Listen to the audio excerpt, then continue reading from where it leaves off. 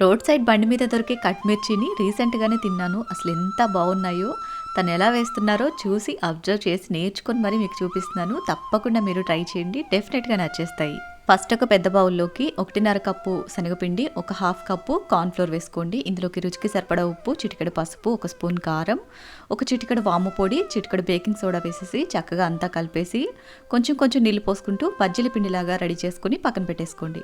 తర్వాత ఒక పావు కేజీ బజ్జీ మిరపకాయలు తీసేసుకుని ఈ విధంగా కట్ చేసి లోపల ఉన్న గింజలన్నీ కూడా సపరేట్ చేసేసుకోండి. తర్వాత చిక్కటి చింతపండు రసంలోకి ఒక స్పూన్ శనగపిండి, రుచికి సరిపడా ఉప్పు, ఒక హాఫ్ స్పూన్ వాము పొడి వేసి చక్కగా అంతా కలిపి కట్ చేసి పెట్టుకున్న బజ్జీ మిర్చిలోకి ఇది స్టఫ్ చేసేసుకోవాలి.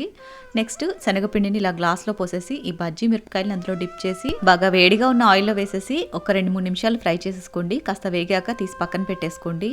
ఇదే విధంగా అన్ని రెడీ చేసేసుకుని మళ్ళీ వీటిని ఇంకొకసారి పిండిలో డిప్ చేసి సెకండ్ టైం ఆయిల్లో ఫ్రై చేసుకోవాలి. ఇలా 2 సార్లు కోట్ చేయడం వల్ల బజ్జీ మిరపకాయకి పిండి చక్కగా పడుతుంది.